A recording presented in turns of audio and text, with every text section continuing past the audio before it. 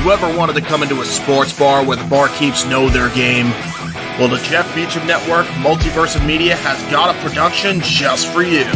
Sit down and relax as the Stat Boy and his partner break down the statistics in all things sports. Whether it's football, basketball, motorsports, baseball, hockey, soccer, professional wrestling, mixed martial arts, boxing,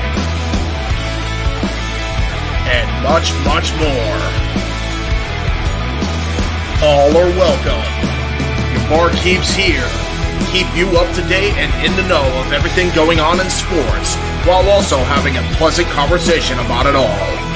Your host and owner of the bar, Stat Boy Mike.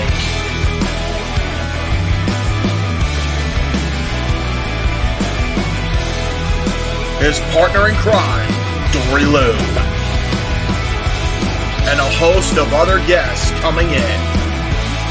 The food's hot, the seats are warm, the drinks are ice cold, and the sports talk is plentiful. Cassidy 18 Studios presents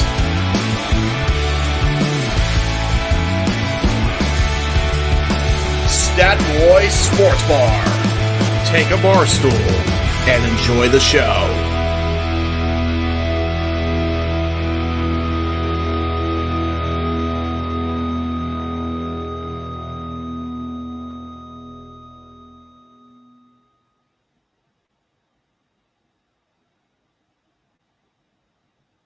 Hello, my internet fans. We are back. We are live. We are in the sports bar on this little bit of a rainy, wet, soaked-filled day here in Sevier County, Tennessee on July 23rd, 2024. We had a huge storm the other day, a couple days ago. Boy, oh boy, it was, and let me tell you, it was no picnic to drive through, but it sure was pretty. Anyway, I'm glad to be back in the sports bar after a little tiny break. A lot has happened, so we'll get you caught up as best we possibly can. So about two or 3 weeks ago, the 2015 Kia Sportage decided I'm not going to turn over one day. And lo and behold, find out it's a fuel pump issue. But finally, I get it fixed. Unfortunately, that put a damper on my Instacarting, and which kind of put a damper on plans. We were supposed to go to the Fanboy Expo in Knoxville about 2 weeks ago. That didn't happen either, but hey, there's always next year, and they're coming up in Orlando in September, so that's a possibility as well. But at least the car is A-okay, and getting back into the things as we're getting closer and closer to closing out the summer, and we're getting into the fall. School's going to be starting up soon. It is back to school season where I work, and that's going to be happening as well. A lot of stuff in the sports world to talk about, so let's just dive right in. We start, of course, with the world's oldest sport, and that would be golf, the Barracuda Championship in Truckee, California. Your winner is Nick Dunlap. Now, if you remember that name, he was an amateur in the beginning of the year, and he has got one of the cool stats here. And this news report comes directly from PGA.com, written by the Associated Press. As the headline reads, Nick Dunlap wins Barracuda Championship, becomes first player in PGA Tour history to win as an amateur and a pro in the same year. Rallying Sunday for a 2-point victory in the Barracuda Championship. In January at the American Express in La Quinta, the 20-year-old Dunlap, then a sophomore at the University of Alabama, became the 8th amateur to win a tour event and the first in 33 years. He turned professional days later. On Sunday at Tahoe Mountain Club, in the only PGA Tour event that uses the modified Stableford scoring system, Dunlop took the lead with a 55-foot eagle putt on the par 5 15th. Now, the modified Stableford scoring system, if you remember from last year, you earn points. It's not standard scoring where the shortest or the smallest number of strokes wins. You earn points for how many strokes it takes. So a par is worth a certain amount of points, a birdie is worth a certain amount of points, and an eagle is worth points. So and this is the only event that does that. Reading on, as we scroll down, players receive 8 points for a double eagle, which could probably be a hole in one, 5 for an eagle and 2 for a birdie. A point is deducted for bogeys and 3 for double bogeys. Dunlop added a birdie on the par 4 17th, cutting the dog leg with a 304-yard drive and chipping to 3 feet. So congratulations, Nick, on that accomplishment. And, of course, always remember that they are playing to get to the FedEx Cup Championship. It will be a 3-tournament event. The top 70 advance. These are your top 10. Scotty Scheffler is still the number 1 player with almost 6,000 FedEx Cup points. Xander Schauffele is at 40.57. Rory McIlroy at 25.45. Colin Morikawa at 24.56. Wyndham Clark at 21.54. Ludwig Aberg at 20.92. Sahith Theegala at 19.45. Hideki Matsuyama at 18.99. Sung Jae Im at 18.83. And Shane Lowry at 18.67 rounds out your top 10.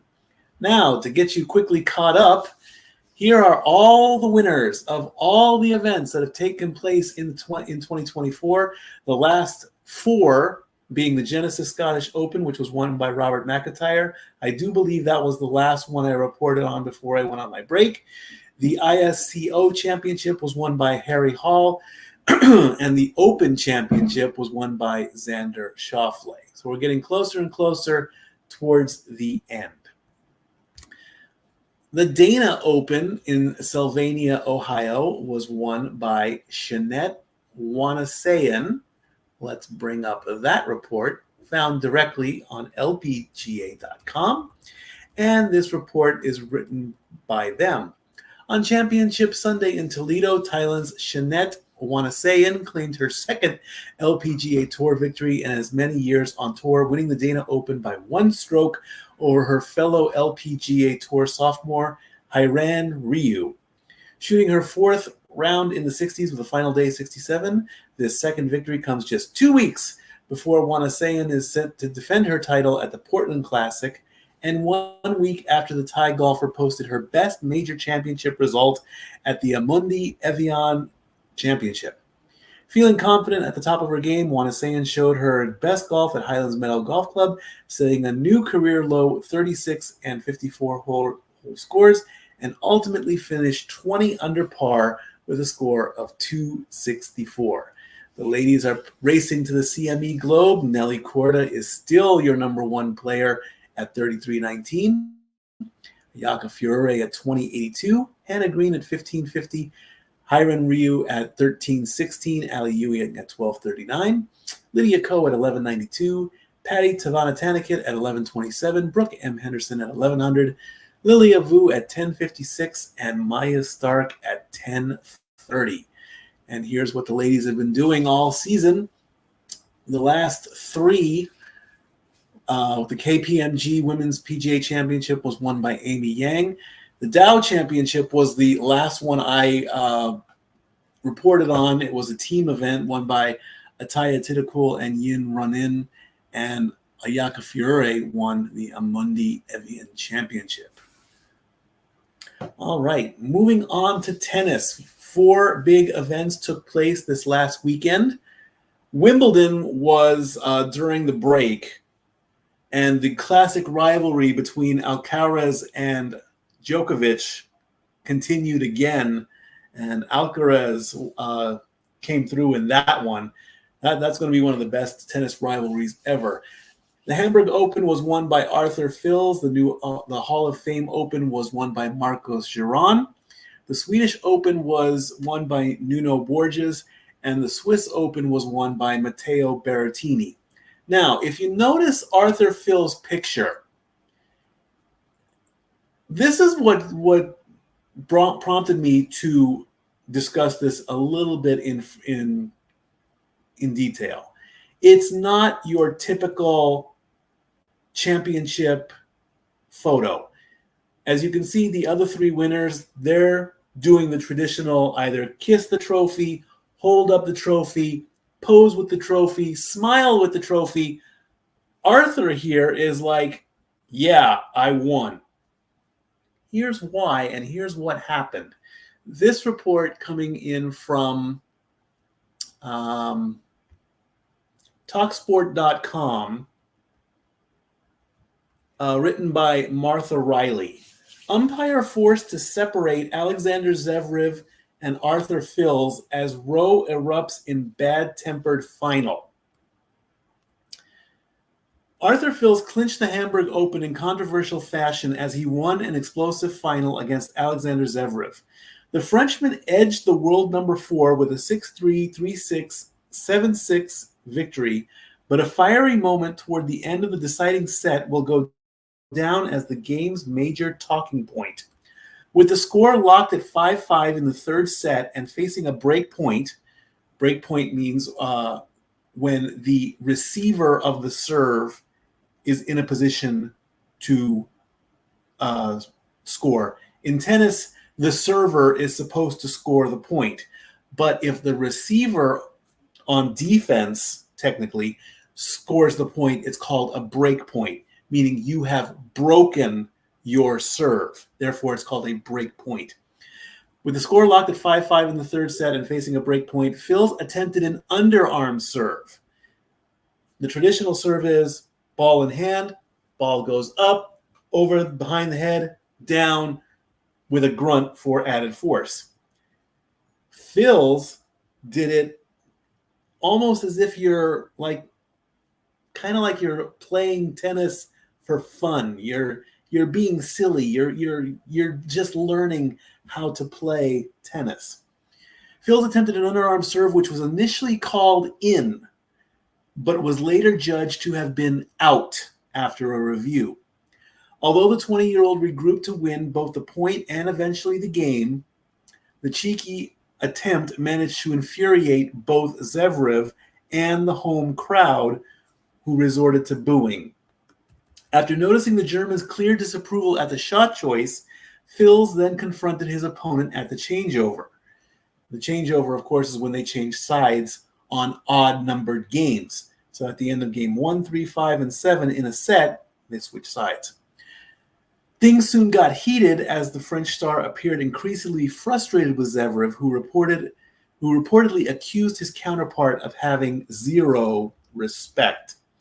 The situation was quickly diffused as umpire Timo Jansen left his chair to separate the two players, with the crowd continuing to jeer Fils as he was escorted away.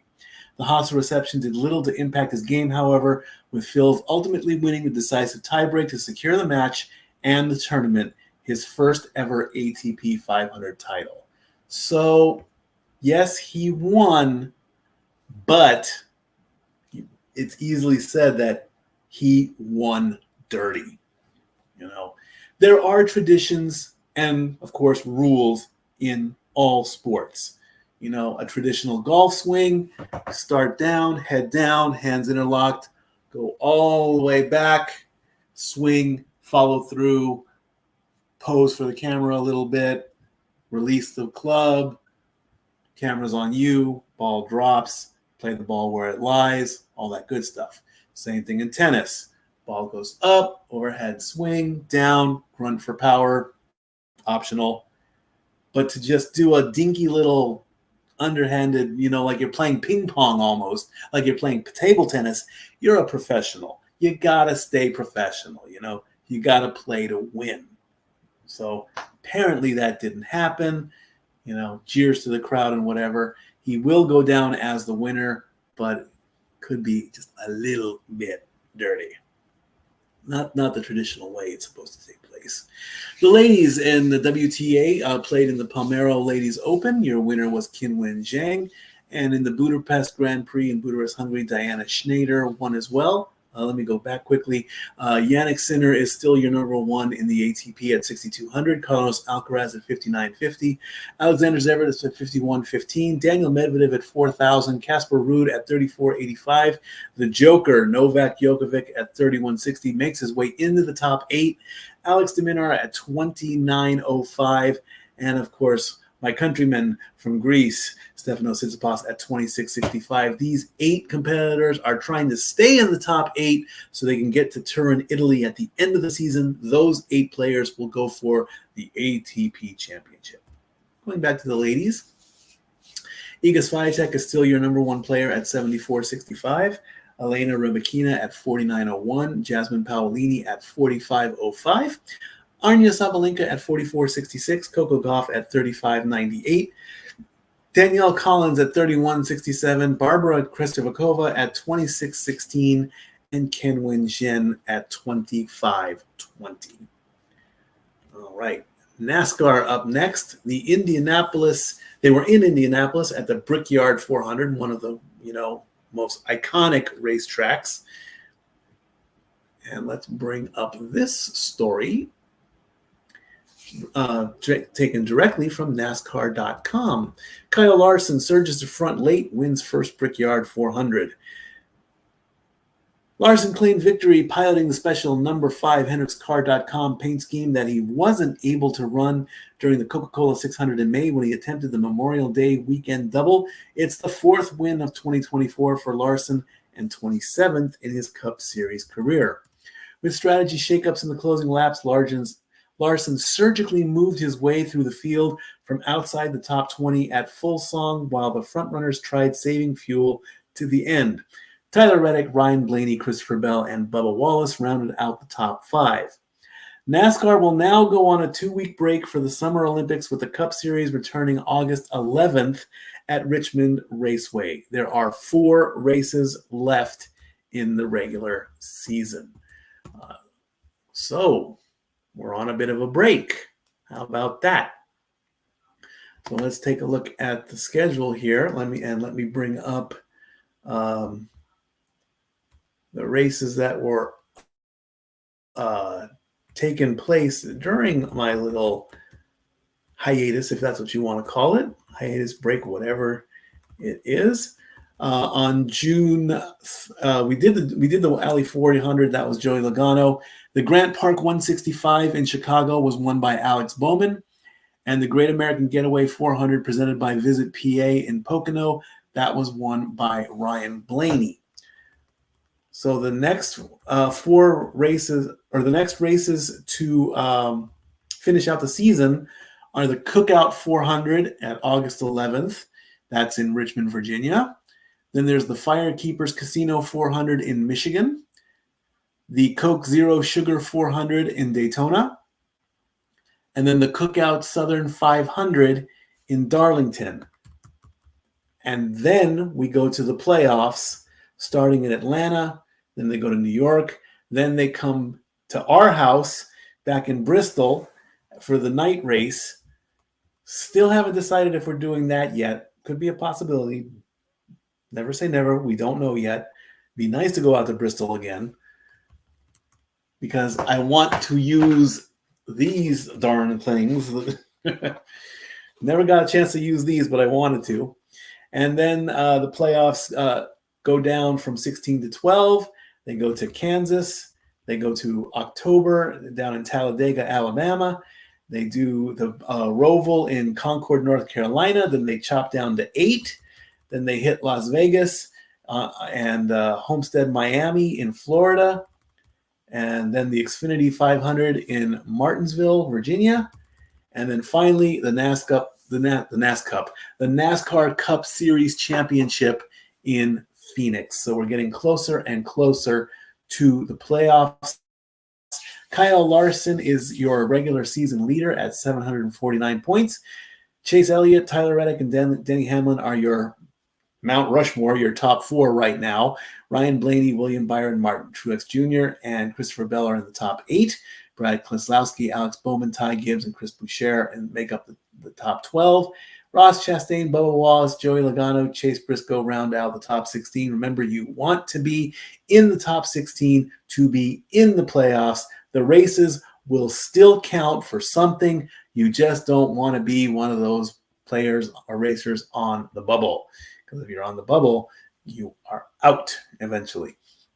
The Pennzoil 250 took place. Riley Herbst won that race in his number 98 Ford. And the one I love saying the most, Cole Custer in the double aught Ford took second place, but he is leading overall in the playoffs at 761. The top 12 get in for that. Justin Allgaier, Austin Hill, Chandler Smith, Riley Herbst, AJ Allmendinger, Jesse Love, Sheldon Creed, Parker Kligerman, Ryan Sieg, Sammy Smith, and Shane Van Gisbergen finish out the top 12. Then they go into their playoffs. And the T-Sport 200 took place in the Truck Series. They are getting closer and closer as well. Ty Majeski in the 98 Ford for Thor Sport Racing won that race. Christian X, Grant Effinger, Tyler Ankrum, Lane Riggs, Sammy Smith, Luke Fenhouse, Raja Caruth, Dean Thompson, and Nicholas Sanchez in his number 2 Chevrolet. So a 2-week break while we talk about the Olympics. Almost. One more thing to talk about, and that's the WNBA. Then we'll talk about the Olympics. The New York Liberty are your number 1 team at 21-4, followed by the Connecticut Sun at 18-6. Minnesota Lynx and Seattle Storm are tied at 17-8. The defending champion Las Vegas Aces are at 16-8. Phoenix Mercury at 13-12. Indiana Fever at 11-15. Chicago Sky at 10-14, Atlanta Dream at 7-17, LA Sparks at 6-18. The Mystics and the Wings are at 6-19. It is a 40-game season. The top 8 teams get in. They just got done with All-Star break, so soon, within probably the next couple of weeks, teams will start to clinch. Right, and right now, the Indiana Fever, even though they are below 500 and they are at 11-15, they are still the number 7 ranked team. So right now, if the playoffs started today, and the structure is, it's the top 8 teams regardless of conference, Caitlin Clark and the Indiana Fever would be qualified for the WNBA Finals. But there are still 15 or 14 games to play, depending on how you look at it. So we'll see where that goes. All righty. Let's take out the graphics because I am done with those. And that's basically all the main news, but we still have other news to go. I see a very good. Okay, that's good to know. Very good. All right. So, yes, thank you. Big Baller G, once football season starts, I'll make my grand return to the sports bar. Thank you, Big Baller G. Absolutely. You are more than welcome. You have an open invitation to pop into the sports bar at any time. All righty. Now, as mentioned, with the Olympics coming up, a very interesting story that Mr. Meacham here has brought up. And I will read this story as it is written off of USA Today. And this also involves a little bit of wrestling because it involves Logan Paul and Prime. So this is from USA Today, written by Max Hauptman, Hauptman, Hauptman. And this story came out yesterday. The headline reads, let me make sure I have this right. I want to get this perfectly. U.S. Olympic Committee sues Logan Paul's Prime Energy drink over copyright violation claims. The U.S. Olympic and Paralympic Committee is suing an energy drink brand affiliated with a pair of YouTube stars, accusing the company of trademark infringement. In a lawsuit filed in the United States District Court for the Court of Colorado on Friday, the Olympic Committee alleges YouTube stars Logan Paul and KSI's energy drink company Prime has been using trademark symbols and phrases as part of a recent promotion featuring NBA star and 2024 USA men's basketball team member Kevin Durant. The lawsuit describes Prime Hydration's marketing campaign as, quote, willful, deliberate, and in bad faith, end quote, in its use of trademark phrases and symbols associated with the upcoming 2024 Olympic Games in Paris. According to the lawsuit, the energy drink brand repeatedly uses, quote, Olympic-related terminology and trademarks in its product packaging and in online advertising campaigns with Durant. The phrases include Olympic, Olympian, Team USA, and going for gold, according to the lawsuit. Advertising copy included in the lawsuit for various Prime products show repeated references to phrases such as, quote, Kevin Durant Olympic Prime drink, and, quote, celebrate greatness with the Kevin Durant Olympic Prime drink, along with Olympic achievements and Kevin Durant Olympic legacy.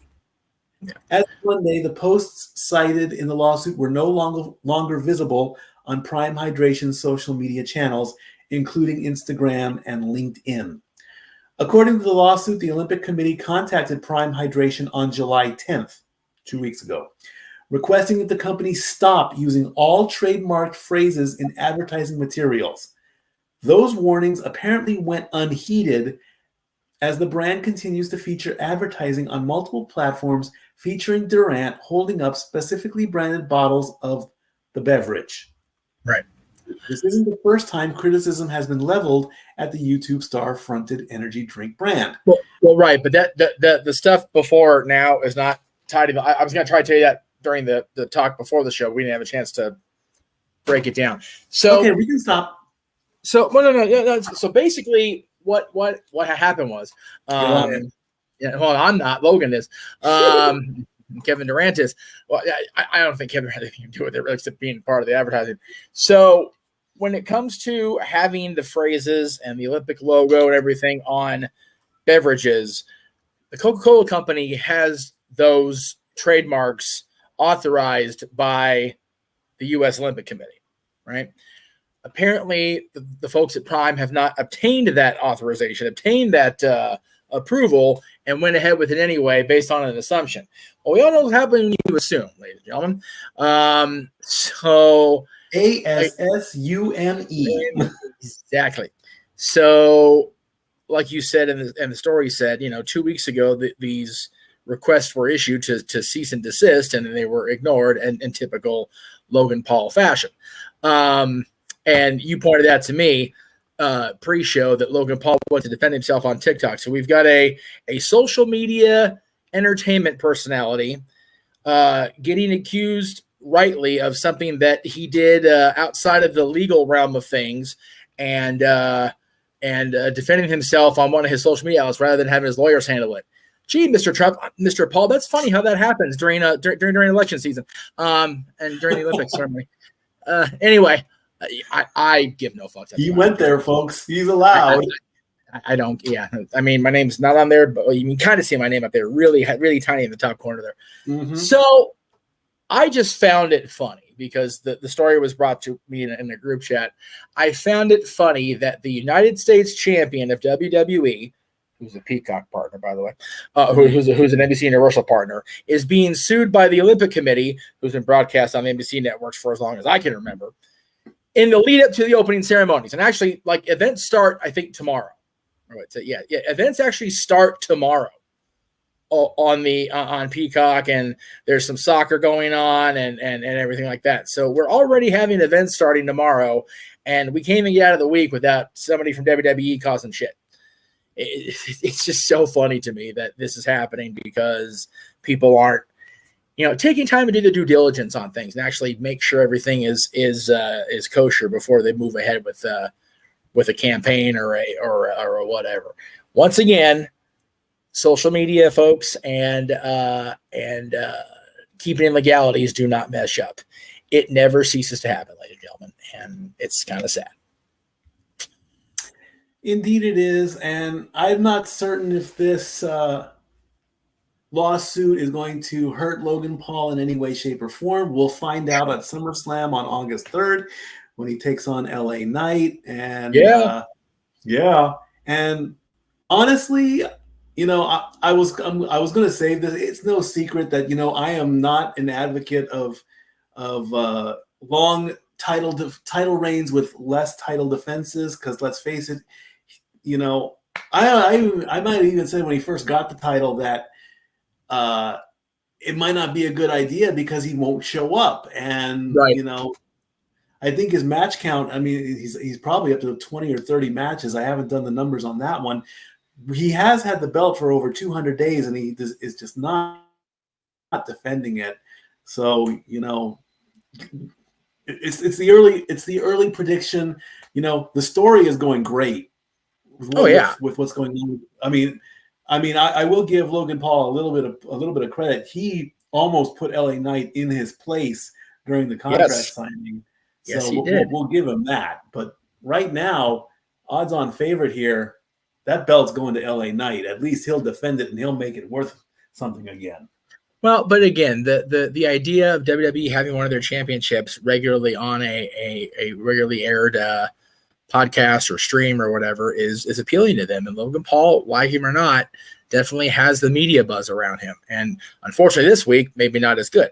But the story is there, and Logan Paul's media attention is always there. So it as much as we want to see our boy Shawn Ricker become a champion at WWE, it unfortunately that's not the way the world works. Hopefully it does in Cleveland. I have a feeling Sami Zayn's going to lose his title to Braun Breaker, so I don't know if they're going to switch both championships. However, if a heel's holding the Intercontinental Championship, then why not have babyface hold the U.S. Championship?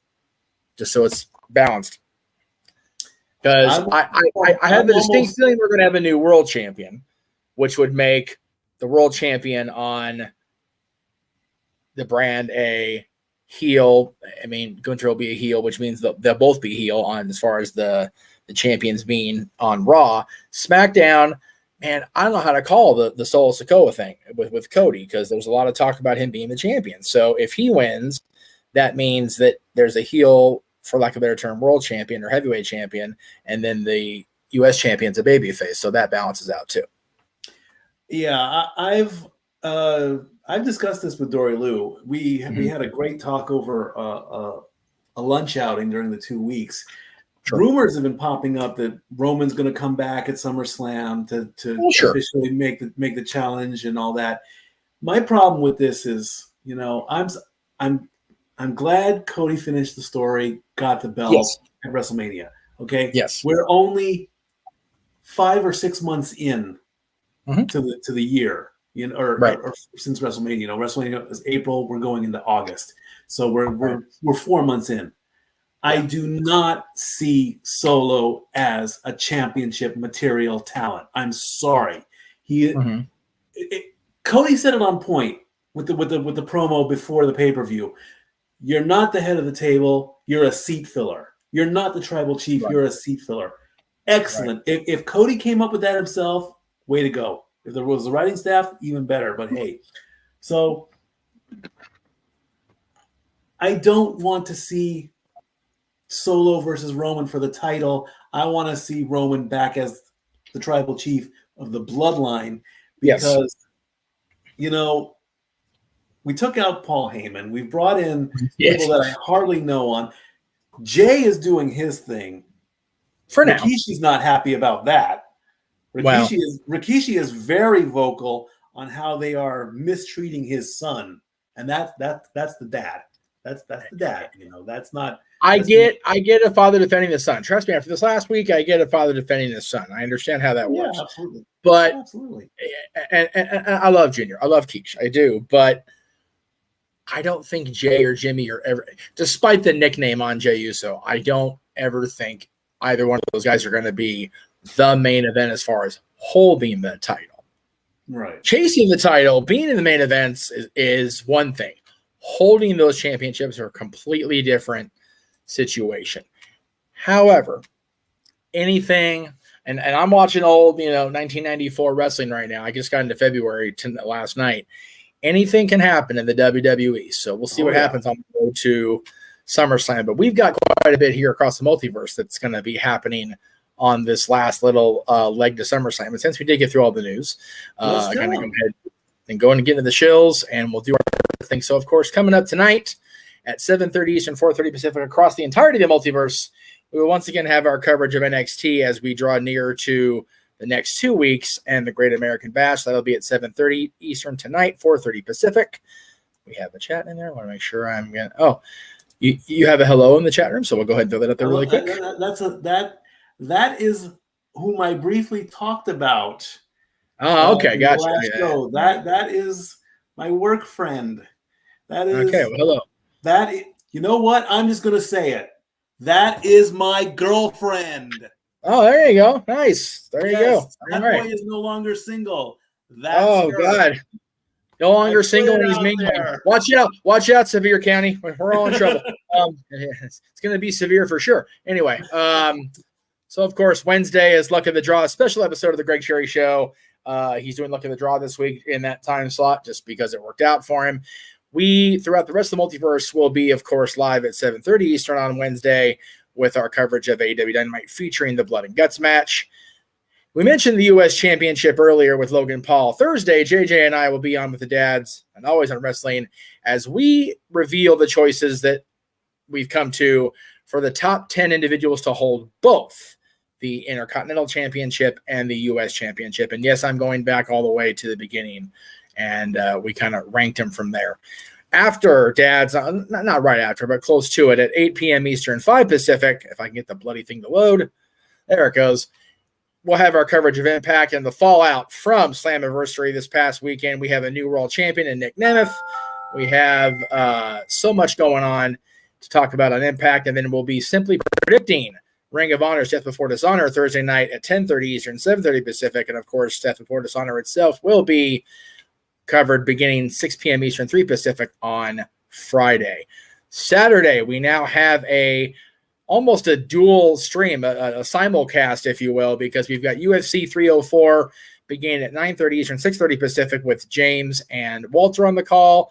And at 10 p.m. Eastern, 7 Pacific, Noah and JJ will be live with AEW Battle of the Belts that won't change hands. 11 on TNT on that. So we'll be covering that. And of course, once everybody's done with their respective shenanigans, we'll start our own shenanigans because Open Mic Night goes live 11 p.m. Eastern, 8 Pacific. GCW and Josh Barnett present Bloodsport Sunday night, July 28th, 6 p.m. Eastern, 3 Pacific. We'll be on the call for that with with James and Walter. I'll be back, of course, Monday meetings to talk about what's going on next week because we're not done, folks. And then right back here next week, the return continues with Fat Boy Sports Bar, 6 p.m. Eastern, 3 Pacific. The cycle repeats. It's like a washing machine that just won't stop.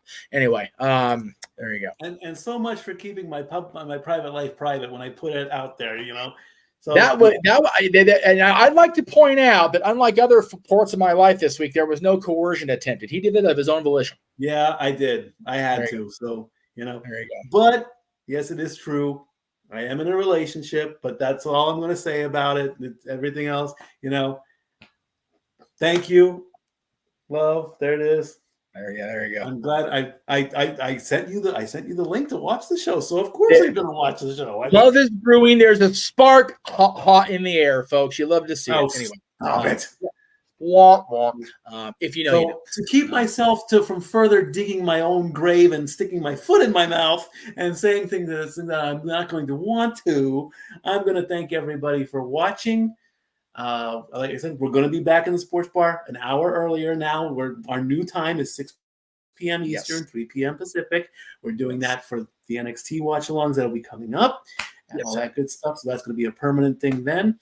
And as long as the schedule stays the same, I will be sitting here giving the news. Now, also remember, there's not much news. If the show seems like it's going through quick, it's because it's not football season yet. But we're getting closer and closer and closer to it. Football season comes back and we go back into our regular format. We may have hour-long shows and all that good stuff. There you go. You better sign off before you get in trouble. No. I don't think anything will happen of it. And if it does, oh well. It's life. Until next week, family. Be good to each other. Love each other. I know I do. I love my family. I love all you guys. I'll see you all next week. Stat Boy out.